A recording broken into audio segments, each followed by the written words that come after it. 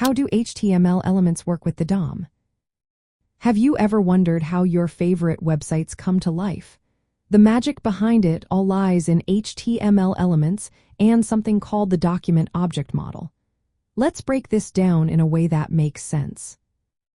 HTML elements are like the building blocks of a web page.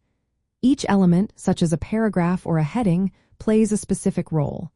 Now, the document object model, or DOM, is a structured way to representing these elements. Think of it as a tree where each HTML element is a branch or leaf. At the top of this tree is the entire HTML document, which is the root node. Underneath, you have various elements like the HTML tag, head tag, and body tag. Each of these is a child of the root node. Inside the body, you can find even more elements like divs and paragraphs, which can have their own children. For example, if you have a div containing 2 paragraphs, that div is the parent node. The paragraphs are its children, and they are siblings to each other.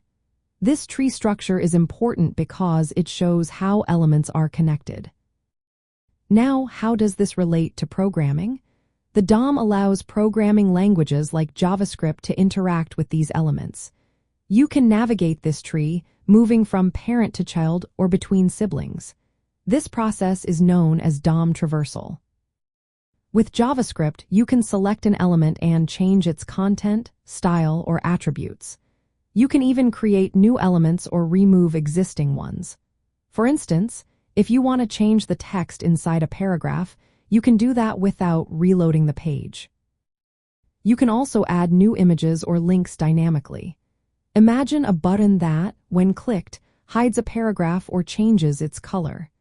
Each HTML element in the DOM is represented as an object, which means it has properties and methods. For example, a table element has methods for adding rows or captions.